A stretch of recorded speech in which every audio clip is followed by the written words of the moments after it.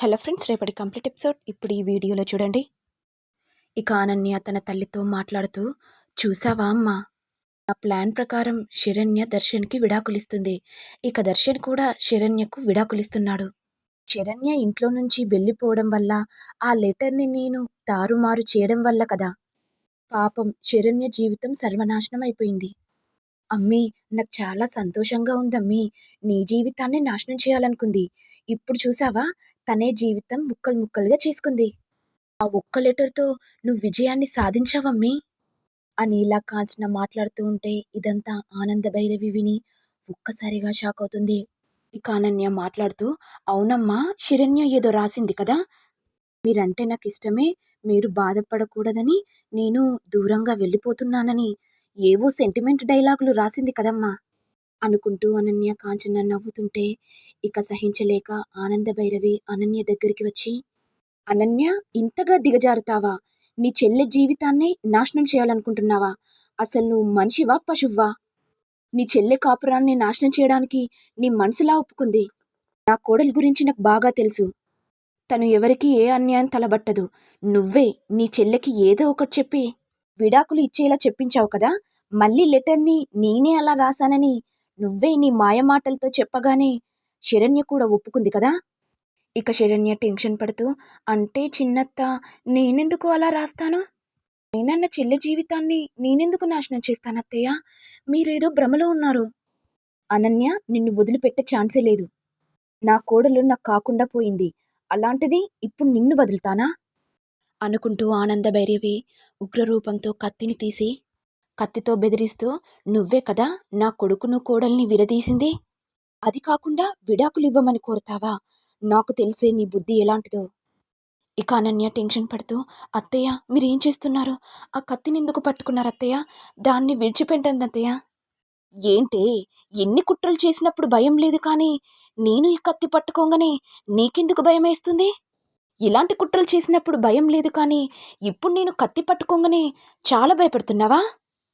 నిన్ను భూమి మీద లేకుండా చేస్తేనే కదా ఈ ఉమ్మడి కుటుంబం సంతోషంగా ఉంటుంది అనుకుంటూ ఆనంద భైరవి కత్తితో చంపాలనుకున్నప్పుడు ఇంతలో కాంచన అడ్డుగా వచ్చి, ఏందండి ఆనంద గారు, ఏం చేస్తున్నారు? నా బిడ్డని చంపాలనుకుంటున్నారా? ఏంటి కాంచన, నీ బిడ్డకు చెప్పాల్సింది పోయి ఇంకా నూరిపోస్తావా? మీ ఇద్దరిని చంపితేనే కదా నా పగ చల్లారుతుంది అనుకుంటూ ఆనంద భైరవి ఉగ్రరూపంతో ఇక అనన్యను కాంచనను చంపేస్తుంది. ఆ తర్వాత ఆనంద భైరవి కత్తిని పట్టుకొని బయటికి రాగానే ఇక లీలావతి చూసి, ఆనంద, ఏమైంది? ఎందుకు ఏడుస్తున్నావు? నీ చేతిలో కత్తేంటి? రక్తముందేంటి అని అడుగుతుంటే ఆనంద భైరవి లీలావతి ఒడిలో పడి బోరున ఏడ్చేస్తుంది. ఏమైంది ఆనంద? నీ చేతిలో రక్తమేంటి? భయంగా ఉంది, చెప్పు ఆనంద. అక్క, నన్ను క్షమించు. నేను పెద్ద తప్పు చేశాను. నా కోపానికి ఇద్దరు బలైపోయారు. ఏంటి ఆనంద, ఏం మాట్లాడుతున్నావు? ఎవరిని చంపావు? ఇక ఆనంద ఏడుస్తూ లీలావతి చేతులను పట్టుకొని, అక్క, దయచేసి నన్ను క్షమించు. ఏమైంది ఆనంద? నిజం చెప్పు. ఎందుకు క్షమాపణ కోరుతున్నావు? అంటే అక్క, నీ కోడల్ని నా చేతులతో నేనే స్వయంగా చంపాను అని అనేసరికి లీలావతి ఒక్కసారిగా షాక్ అవుతుంది. ఏంటి ఆనంద, ఏం మాట్లాడుతున్నావు? నా కోడలు ఏం తప్పు చేసిందని నువ్వెందుకు చంపావు?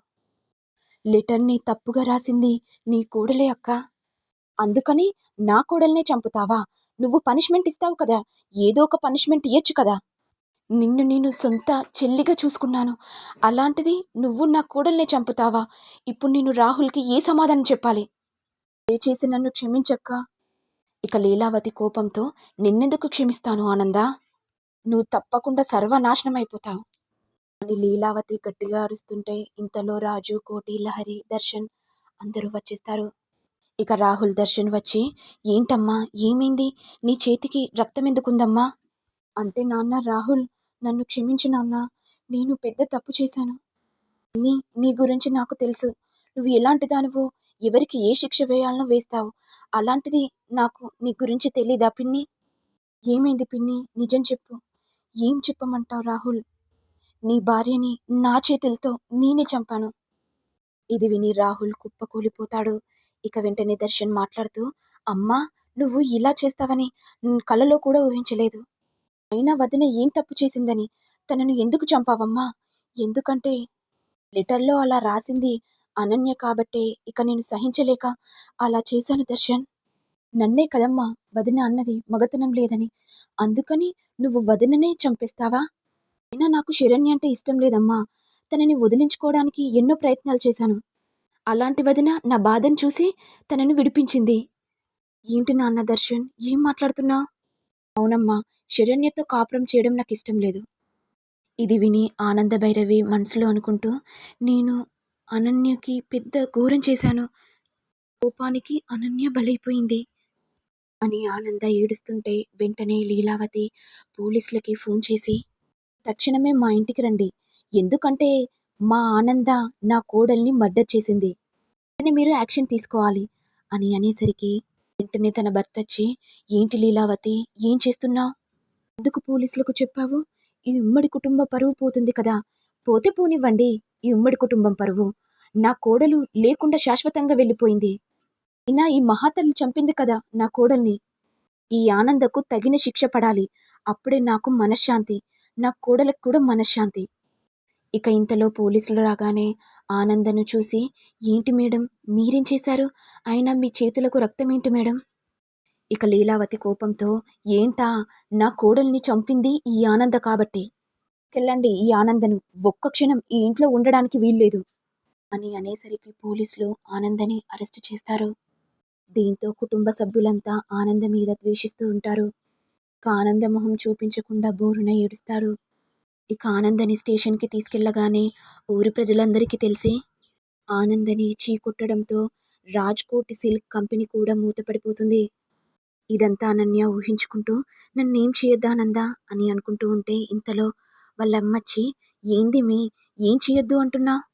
అంటే అమ్మా, ఆనంద కోపంతో నన్ను చంపినట్టు కలొచ్చిందమ్మా. ఏందమ్మీ, అయినా నిన్నెందుకు చంపుతాది? నేనున్నాను కదా. అమ్మా, ఆల్రెడీ నిన్ను కూడా చంపింది. అవునా అమ్మీ? నువ్వు కూడా కాస్త ఆనంద దగ్గర మౌనంగా ఉండు. లేకపోతే మన మీద డౌట్ వచ్చేస్తుంది. ఆ కల మళ్ళీ నిజమవుతుంది. సరే అమ్మీ, నువ్వు చెప్పినట్టే చేస్తాను. మరి నెక్స్ట్ ఎపిసోడ్లో ఏం జరుగుతుందో చూడాలి. మరి మీకు వీడియో కనుక నచ్చినట్లయితే లైక్ చేయండి, షేర్ చేయండి, సబ్స్క్రైబ్ చేయండి. Thank you all.